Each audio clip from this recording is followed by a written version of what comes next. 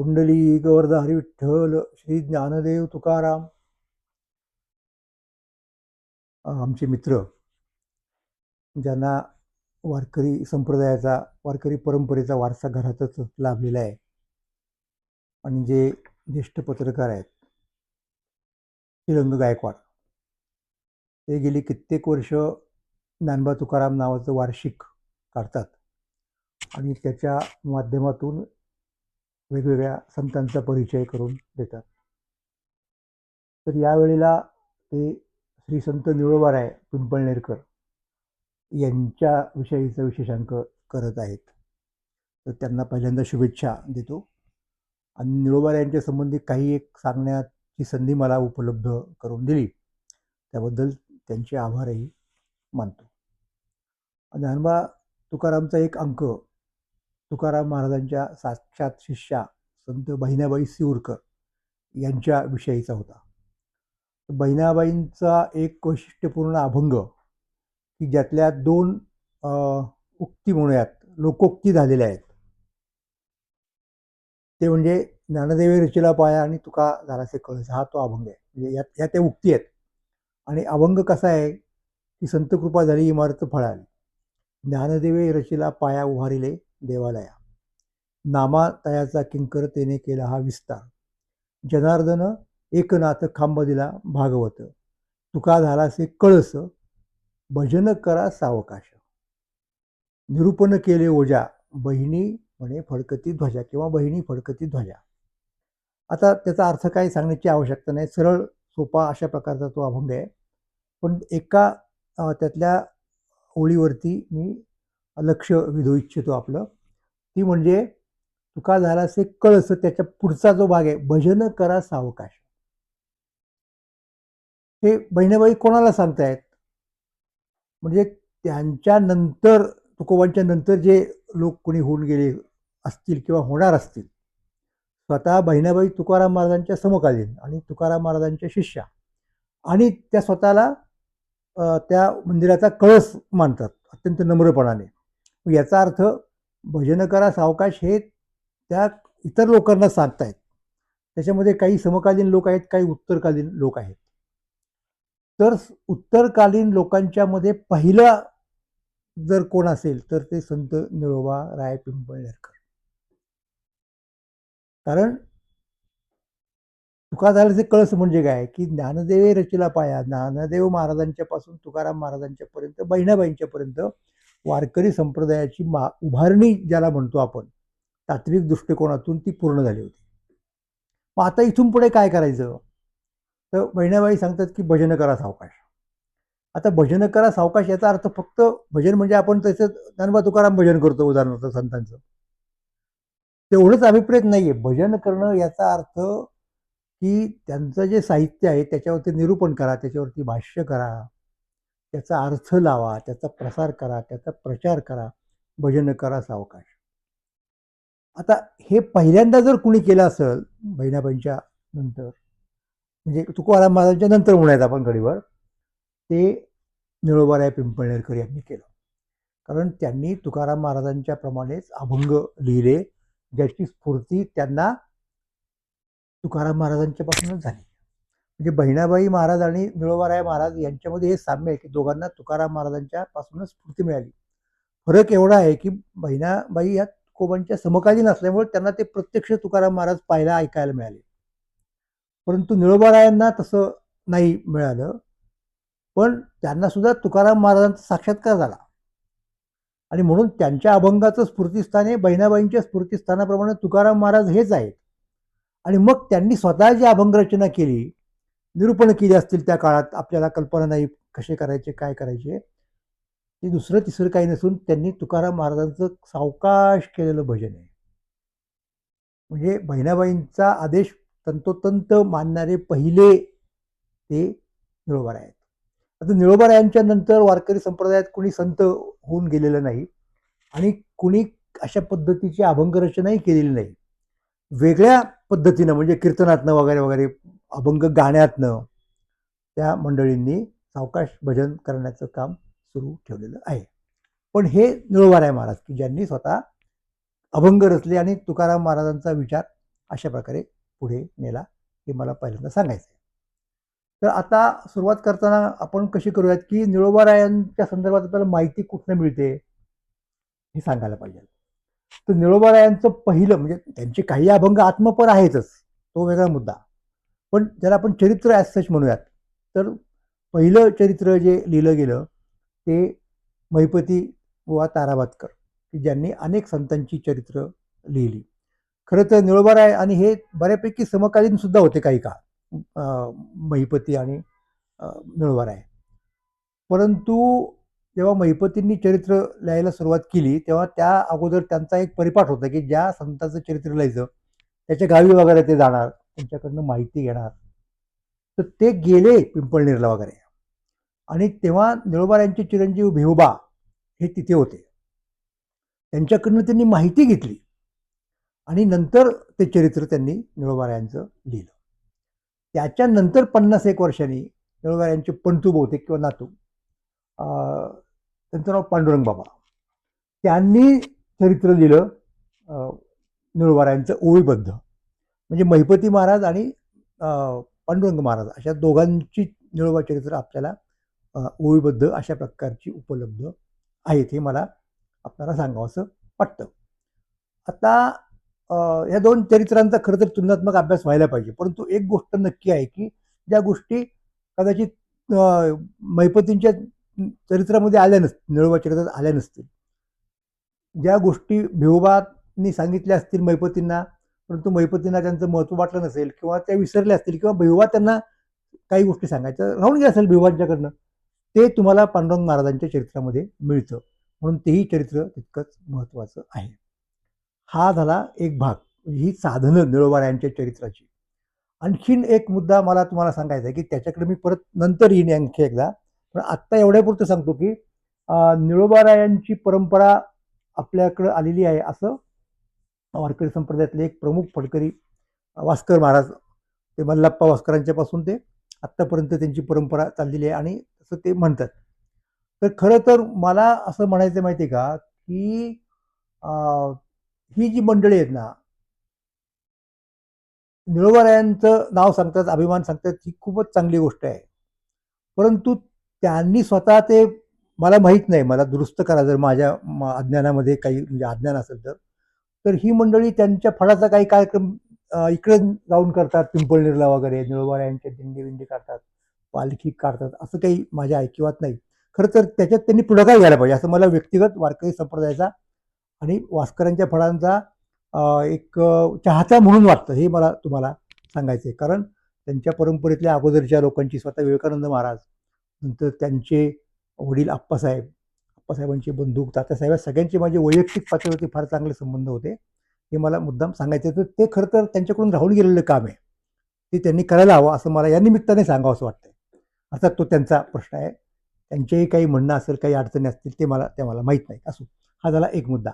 दुसरा मुद्दा असा, मग अशा परिस्थितीमध्ये निळोबांचा खरा परिचय अलीकडच्या काळात करून द्यायचं काम कोणी केलं, तर हे मला तुम्हाला सांगायला पाहिजे, की कृष्णा महाराज गारवडेकर, सातारा जिल्ह्यामध्ये एक गाव आहे गारवडं, तिथे कृष्णा महाराज, मुळात त्यांचं ते जोशी वतन वगैरे त्यांचं होतं, तर ते तिथले आणि ते अद्वैत वेदांत वगैरे मानणारे अशा प्रकारचे होते. आणि त्यांनी जेव्हा अभंग निळोबारायांचे वाचले तर त्यांना अक्षरशः निळोबारायांचा वेध लागला. आणि हे तुम्हाला सांगायला पाहिजे, की निळोबारायांच्या अभंगांची स्वतंत्र गाथा तुकाराम तात्या पडवळ यांच्याकडून प्रकाशित झालेली आहे, की त्यांनी सगळ्या संतांच्या गाथा काढल्या. हे पहिले की ज्यांनी सर्व संतांच्या गाथा प्रसिद्ध केल्या. त्याच्यानंतर आवटे, पण यांच्या पुढे जी आली ती अर्थात तुकाराम तात्यांची गाथा होती आणि ती वाचून त्यांना निळोबांचं महत्त्व कळलं. आणि हेही सांगायला पाहिजे, की हे भास्करांच्याच फळावरती असायचे गारवडेकर. आणि मग ती निळोबांच्या संदर्भात विवेचन करायला लागले, निरूपण करायला लागले आणि त्यामुळं निळोबा हे अधिक माहीत झाले लोकांना. हा आणखीन एक मला मुद्दा आपल्या पुढे मांडायचा आहे. आणि तिसरा मुद्दा असा आहे, की त्यांचे शिष्य दादा महाराज सातारकर, सातारकरांनी सुद्धा निळोबांना योग्य तो न्याय दिला. विशेषतः विरहिणीचं निरूपण करताना त्यांनी निळोबांच्या संदर्भात केलं आणि तुकोबारायांचे भक्त ज्यांना आपण गुरुभक्तीचं एक प्रमाण मानू शकतो, म्हणजे कुठल्या अर्थाने आदर्श मानू शकतो, की ते जेव्हा तुकोबारायांचं चिंतन करत होते, धावा करत होते, तेव्हा साक्षात परमात्मा पांडुरंग त्यांच्या पुढे आला, अवतीर्ण झाला आणि त्याला पाहून निळोबाराय हरखून नाही गेले. निळोबाराय असं म्हणाले, की तुम्हाला इथं कुणी बोलवलं होतं? मी तुकाराम महाराजांचा धावा करीत होतो. इथे तुझं लागी बोलाविले कुणी, पाचारीला वाचून आलासी का? निळा म्हणे आम्ही निळोखुची देवा, तुकयाचा धावा करीत असो. तर हे गुरुभक्तीचं महत्वाचं प्रमाण सगळ्यात, जसं ज्ञानेश्वर महाराज यांची गुरुभक्ती आहे, निवृत्तीनाथ त्यांचे श्रीगुरु होते, तशीच नंतरच्या काळामध्ये निळोबांची तुकाराम महाराजांच्या विषयीची भक्ती आहे. हे दादा महाराजांनी प्रकर्षाने पुढे आणलं, त्यामुळे त्यांच्याही परंपरेमध्ये निळोबांना खूप महत्त्वाचं स्थान दिलं जातं. त्यांचे अभंग गायले जातात. बाबा महाराज फार चांगले गायचे, आपल्यासमोर आपण पाहिलेले आहे. तर ही नंतरची गोष्ट झाली. आता आपण मागे जाऊयात. मागे गेल्यावरती आपणाला काय दिसतं, की निळोबारायांचा जन्म हा तुकाराम महाराजांच्या वैकुंठगमनाच्या नंतर झालेला. मधल्या काळात बऱ्याच लोकांना असं वाटत होतं, की तुकोबाराय आणि निळोबाराय हे समकालीनच होते आणि इतकंच नव्हे तर निळोबाराय हे तुकाराम महाराजांचे टाळकरी वगैरे होते. तर तसं काही नाही. शेवटी इतिहासाला प्रमाण लागतं, त्या प्रमाणानुसार निश्चितपणे हे नंतरचे आहेत. पण तो महत्त्वाचा फारसा मुद्दा नाही माझ्या दृष्टिकोनातून. त्यांनी कशा पद्धतीने तुकाराम महाराजांची परंपरा पुढे नेली याला जास्त महत्त्व आहे. तर मग अशा प्रकारे ते आपण असं म्हणूयात की शासकीय नोकरीमध्ये होते आणि तिथे शासनाच्या अधिकाऱ्यांनी दिलेल्या आज्ञा आणि यांची सांप्रदायिक निष्ठा यांच्यात काहीतरी व्यत्यय येतो असं त्यांना वाटलं. म्हणून त्यांनी राजीनामा दिला त्या सगळ्या आपल्या वतनाचा आणि मग अध्यात्माची साधना करण्यासाठी पंढरपूरला गेले. पंढरपूरहून आळंदीला आले, आळंदीवरून देहूला आले. तर तुकाराम महाराजांचे कनिष्ठ चिरंजीव नारायण महाराज हे समकालीन निळोबांच्या. तर तुकाराम महाराजांचं चरित्र नारायण महाराजांच्याकडनं निळोबारायांना ऐकायला मिळालं. तेव्हा काही फार दिवस झालेले नव्हते तुकाराम महाराजांचं वैकुंठगमन वगैरे झाल्यानंतरची गोष्ट तुम्हाला सांगतो. आणि त्यामुळं त्यांना तिथंच तुकाराम महाराजांचे वेध लागले आणि तुकाराम महाराजांना त्यांनी गुरुस्थानी मानलं. तुकाराम महाराजांचा काय आराधना साधना काही म्हणा सुरू केली आणि आत्ता मागाशी जो अभंग मी तुम्हाला ऐकवला तो त्या कॉन्टेक्स्टमधला आहे, की त्यांना परमात्म्याचा साक्षात्कार झाला पांडुरंगाचा. त्यांनी त्यांना नकार दिला आणि तुकाराम महाराजांना पाठवून द्या असं म्हणाले. त्याप्रमाणे तुकाराम महाराजांनी त्यांना साक्षात्कार दिला आणि त्याप्रमाणे कवित्वाची स्फूर्तीही दिली. असा तो एकूण प्रवास आहे. पण त्यांचे मार्गदर्शक जर कोण असतील तर ते नारायण महाराज आहेत निश्चितपणे. आणि म्हणून नारायण महाराजांच्या विषयी त्यांना अत्यंत आदर आहे. ते असं म्हणतायत की सकळा वैष्णवा वाटे जीव प्राण, तो हा नारायण देहूकर. नारायण महाराज देवकरे कसे आहेत की त्यावेळच्या समकालीन सर्व संतांना ते जीव की प्राण वाटतात, याची साक्ष स्वतः निळोबारायांनी दिलेली आहे. आणखीन दुसऱ्या कोणाच्या साक्षीची गरज नाही. तेव्हा महाराजांच्या पश्चात तुकारामांच्या पश्चात जर कोणी संप्रदाय पुढे नेला असेल, त्यांनी देहू मंदिराचं देवस्थान संस्थान केलं. देवस्थानचं त्यांनी पालखी सोहळा सुरू केला नारायण महाराजांनी. त्यांनी अनेक मराठा सरदारांची संधान बांधून काही त्यांच्याकडनं महत्त्वाची कामं करून घेतली, म्हणजे मंदिराचा जीर्णोद्धार किंवा दुसऱ्यांनी लाटलेला प्रदेश परकीयांनी कसा परत मिळवायचा या संबंधित त्यांचं कन्सल्टेशन म्हणूयात आपण सतत इतर लोकांशी चालू असायचं. त्याच्यामध्ये स्वतः शाहू महाराज होते साताऱ्याचे, खंडेराव दाभाडे होते सेनापती, इत्यादी इत्यादी. तर असं त्यांचं एक महत्त्वाचं आणि मोठं काम आहे. त्याप्रमाणे निळोबारायांना महाराजांचा साक्षात्कार झाला, कवित्वाची स्फूर्ती झाली, त्यांनी अभंग वगैरे रचले आणि मला असं वाटतं की ते फार महत्त्वाचा मुद्दा आहे. आता हे जे आहे ना मी आत्ता सांगतोय ते खुद्द त्यांचे नातू पांडुरंग बाबा यांनी लिहिलेल्या चरित्रावरून सांगतोय, हे लक्षात घ्या. निळोबारायांनी नारायण महाराजांना पाहिल्या जणू काही तुकोबाच आपल्या समोर उभे आहेत असे समजून त्यांना मिठी मारली आणि मग त्यांचा निरोप घेऊन ते पारनेरला आले वगैरे, अशा पद्धतीचा तो मुद्दा आहे. तर त्या संबंधी कसं लिहितात पांडुरंग महाराज की मंत्र सांगुनी ते वेळा. तुकोबारायांनी कसा दिला स्वप्नदर्शनामध्ये अनुग्रह. मंत्र सांगुनी ते वेळा बुक्का चर्चिला तयाच्या भाळा, म्हणजे निळोबाऱ्यांना बुक्का लावला तुकाराम महाराजांनी. आपुले कंठीची तुळशी बाळा निळोबाच्या गळा घातली, असं बघा. आणि मग ते महत्वाचा मुद्दा निश्चितपणे असा आहे की जो यांच्याकडनं आला, महिपतींच्याकडनं, कारण महिपतींचं चरित्र हे अगोदरचं चरित्र आहे. त्यातल्याही काही 2-3 ओळी मी तुम्हाला सांगतो.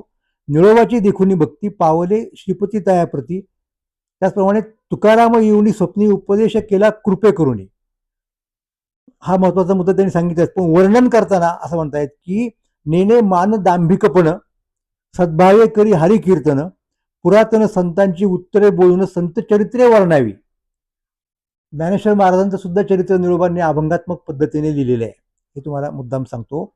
आता पुढचा मुद्दा आणखीन महत्वाचा आहे. मुले लेकुरे असती परी मी माझे न वेची चित्ती, सहजेची मिळे आयाची वृत्ती, त्यातही अतिथी पूजावा. कोणाकडे काही त्यांनी मागितलं नाही. संसार प्रपंच होता, त्याच्यात झोकून देऊन सेवा करावी प्रपंचाची, असं काही त्यांनी केलेलं नाही. आणि जे काही मिळेल त्यांनी निर्वाह करायचा. आणि इतकंच नव्हे तर आता अनेक लोक यायचे ना त्यांना भेटायला, त्यांचं ऐकायला पारनेरला, त्या परिसरामध्ये पिंपळनेरला वगैरे.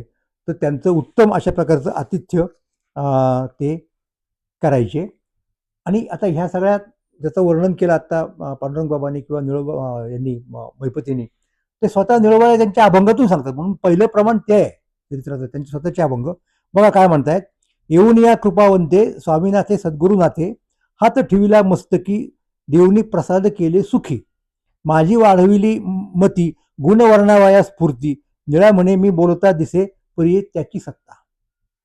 एकाक्षरी विस्तार करा अर्थांतरा मिळवणी, हेतो नवे माझी युक्ती चेतवणे स्फूर्ती तुमची हे, वसंताच्या क्षणमात्रे पल्लव पत्रे फळे वृक्षा, निळा म्हणे रवी किरणे विकासवने कमळासी. ते तुकोबारायांचं स्थान आहे असं त्यांच्या याच्यामध्ये ते म्हणतात.